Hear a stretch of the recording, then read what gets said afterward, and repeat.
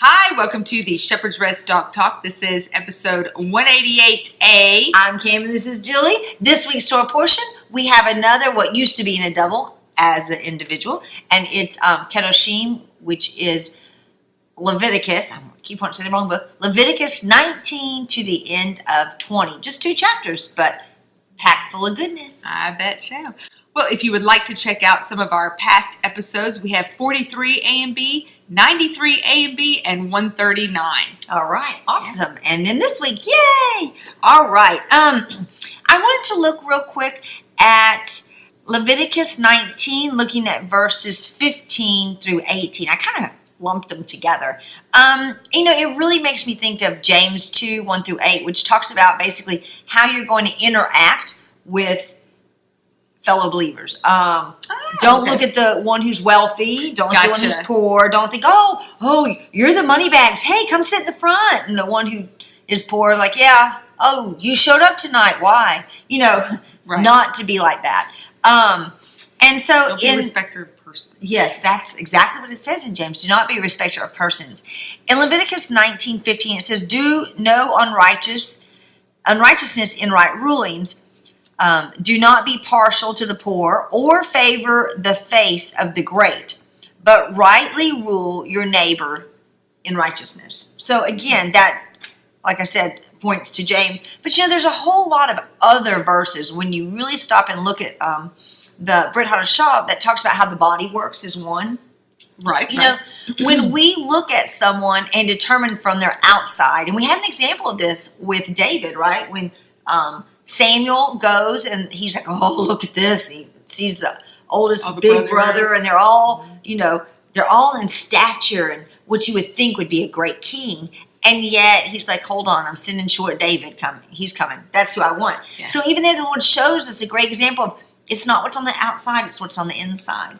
So we have the Torah addressing this. It's not how you see them. It's how they dress. It's not what they can give to you. It's what, as a body, they add to the body. And I don't mean like, well, you add a lot or you don't add a lot, but the Lord's going to put them in a functional place. And sometimes, if you remember, sometimes just an earthen vessel that will be broken is still being used by God. Yeah. Nehemiah and Abihu, great point. They died, yet look at their story, how the Lord still uses it. So we're going to have people like that who come into the body. There's cells that die off. So that new cells can come, right? Right. Same idea. So we want to be able to look at them as a fellow carrier of the gospel, one who's going to walk out with us instead of determining what we can get from them. And here's something real interesting when I was doing my study in Acts, taking it even further with him using the wicked. Yes. Okay, so King Herod the Great, he built and funded several pagan temples throughout the Roman Empire, which I find interesting because what that did was that put the Jewish people of that town in favor with the authorities. So when Paul went out, he had sanctuaries at each city. So it's kind of weird. It was like... Wait, because he was building multiple, not just the pagan. He'd also do the synagogues? No. So he would build these pagan temples. Right.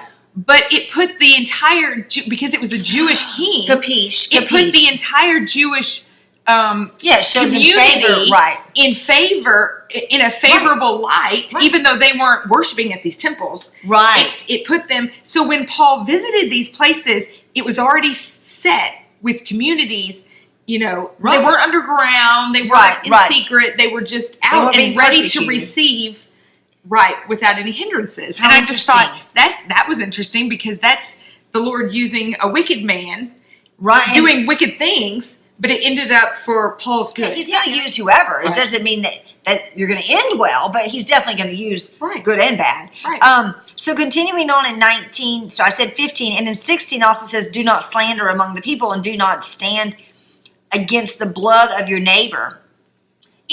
Against the blood of your neighbor, that means basically his life. Don't lie against him. If you know there's something that can protect him, you protect him. You don't say, oh, well, it's not my problem. I don't know, that guy's going to get Tommy, but it's not my problem. You know, you lend a hand because they're a part of the same body. And the Lord's really setting up so that you will work together. Because in verse 17, it says, do not hate your brother in your heart. Reprove your neighbor for certain and bear no sin because of him. A part of that sin is the fact that I refuse to have anything to do with him. I'm having sin on me because I'm not loving my neighbor as myself. Oh, but you know, in Ezekiel, doesn't it talk about, look, if you know they're doing wrong, and you don't let them know, then their blood is on you. That's kind of what that reminded me of when it said, don't stand against your neighbor. Being the watchman, right? The one who's willing to say, hey, and we have that protocol in the Brit Hadashah on how to address your neighbor, how to go up to him in love, not with, you know, hey, you, but slandering, in love, right? Yeah, because, you know, we can do it. We talked about this before, how we can have unrighteousness in right rulings. That would be the idea of knowing how to go to my brother, or knowing I should go, and then doing it not in love. So I want to talk about the neighbor part. You know, in Luke 10, the famous story of the Good Samaritan. Yeah, who's my neighbor? The guy asked. And so Messiah tells the story, right? He tells the story of the priest, the Levite, and then instead of the Israelite, which is the normal pattern, he tells the Samaritan. And never did it really dawn on me until this year that I was like, wait a minute. It's already set up who the neighbor is, and they should have known that. Right. Because the Lord sets up what he says, He love didn't your bring neighbor. anything new under the sun. Correct. He was just revealing what was already supposed to be there. Right. So he's showing them, look, you know, you want to know, the neighbor's the one that helps. The neighbor's right here, the one that reproves, that takes care of, that doesn't, what did we just say that about in the blood? Doesn't stand against the blood of his neighbor. I mean, that's what the Good Samaritan did. And you know, if we think about this, in Exodus 12:49, it says there's only one Torah, right? For what? For the sojourner, for the poor, for the native born, for all of them. Actually, sojourner and native born. Poor just was in here, it came out of my mouth. Anyway, but the idea is, it doesn't matter the origin. Are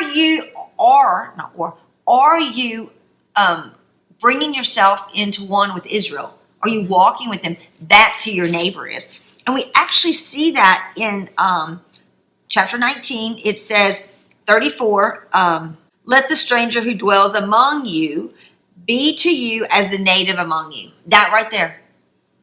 So when the stranger, you don't go, oh, look, they're from Poland, or oh, look, they're Chinese, or oh, look, they're, no.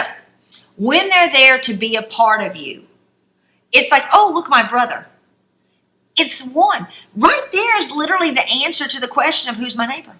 Yes. And so Yeshua saying it's a Samaritan was just prophesying that that's what he was there to do, bring the lost sheep of Israel back in. Yes, I love it. They were the ones that were far off. Right, exactly. As Paul calls them. Right. Yeah, because in John, Yeshua, I think it's John 4, where Yeshua says, well, you're not going to worship at that mountain. Little do you know. Right. You know, it's actually Jerusalem. They have it right, you know. Yeah. Okay, I have one more thing I want to say. All right, you know, you were talking before and how we should reprove our brother in love. He gives us that example, right? So the woman at the well is that perfect example. She had all of her doctrine wrong.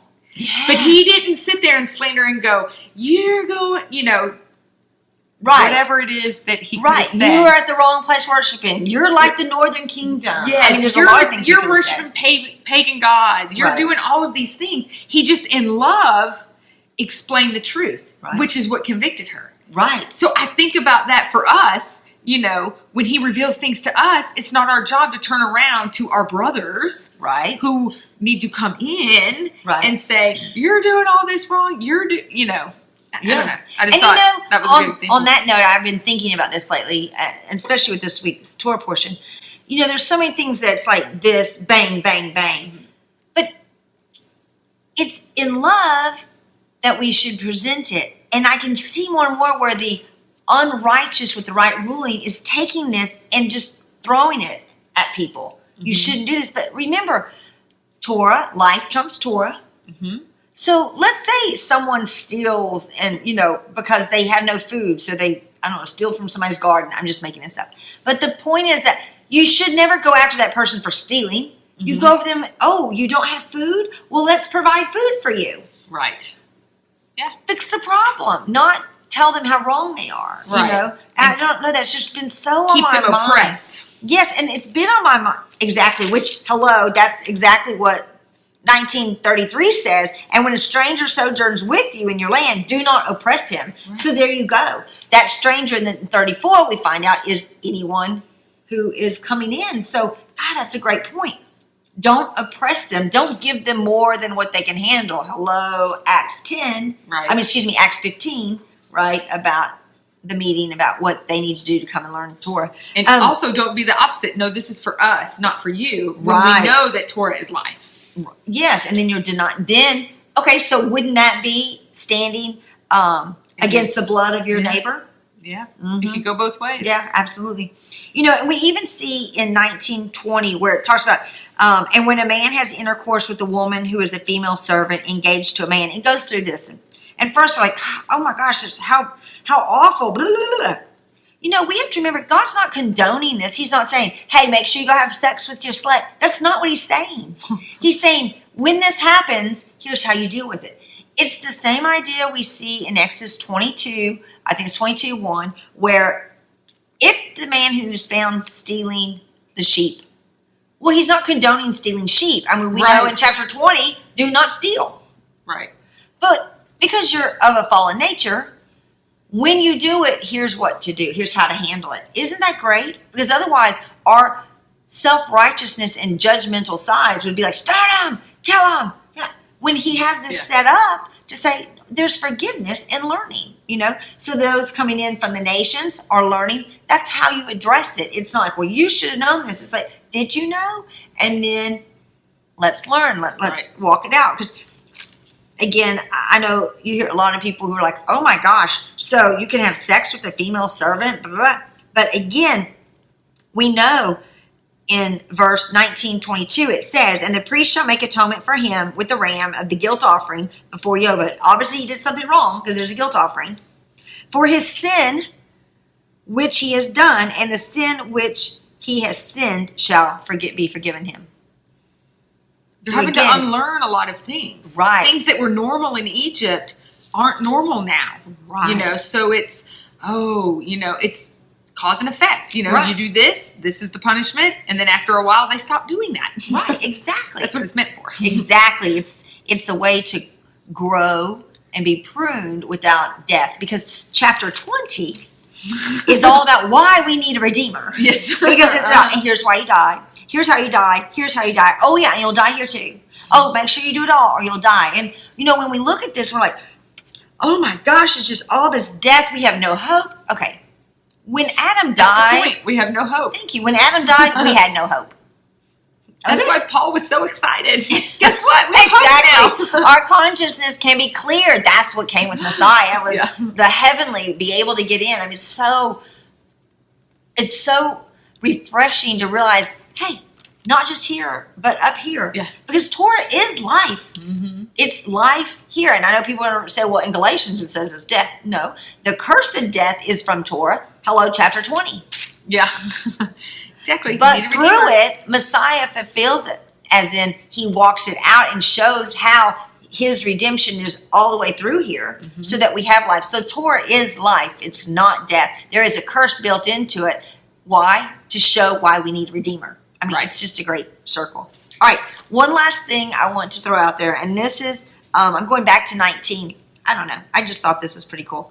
I could just be making it up, but I don't think so. It kind of came to my mind. In verse 32, it says, rise up before the gray-haired, and you shall favor the face of an old man, and shall fear the Lord Elohim, for I am Yahweh. All right. Well, it's interesting because this is right above it. It says, do not turn to mediums and do not seek after spiritualists to define yourselves. Okay.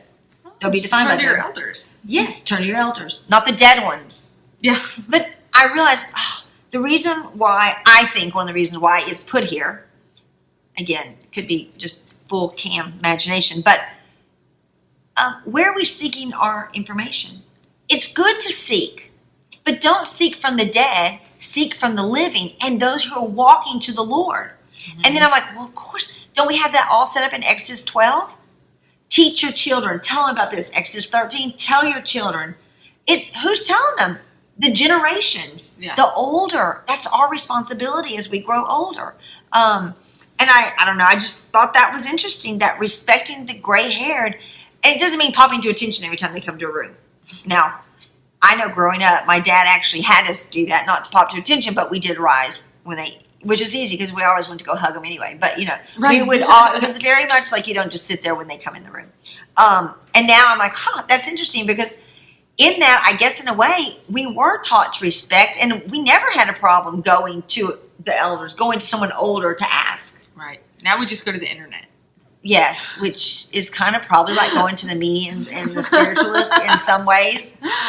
Maybe. But anyhow, I just think that I want to throw that out there as a reason, a possible reason why that's put in there, is because he's saying, look, all these things with magic, which are above, starting in 26 and then going down to 31, all these things that are having to do with the occult practices. Why do people do the occult? Because they want power, they want knowledge, they're seeking something supernatural. God, yes, a God experience to be housed in them. They're wanting to tap into that God-giving supernatural thing we all have. We're all spirit. Yes. And they're wanting to connect with that. So instead of connecting to God, they'll connect to whatever will feed their flesh. Right, because their flesh says, well, I want power. I mean, I want a God connection, but I don't want like someone to rule over me. Right. Hence the little g God idea of we're all gods because we're spirit, you know. So how much better after all this of seeking of power that the Lord's like, hey, by the way, stand up before elder. Respect your elders. Yeah, and I'm not talking about the old witch. I'm talking about a godly person. Because just to ensure, at the end of that, when it says, and shall fear your Elohim, I am Yoveh. I'm so glad you cleared that Thank you. I know, there'd probably be a lot of confusion out there. You know, those who just get the snippet of the ad. Or whatever it is. Anyhow, so this week, again, has a lot of great things that are applicable to everyday life. We may think, no, it isn't. But, you know, you open the newspaper, there's a horoscope there. Back off. Don't do it. Don't do it. Call your grandma. Think. That's it. Call your grandma. I love it. Grandma? And don't call your grandma and say, what's the plan? What's the alignment of the planets? So she can look at it. That's not working either, okay? It's a godly person. Go to the godly person for assistance. All right, well, that's it. Short and sweet. I hope you guys have a fantastic week. We will see you on the flip side with Julie. Shalom.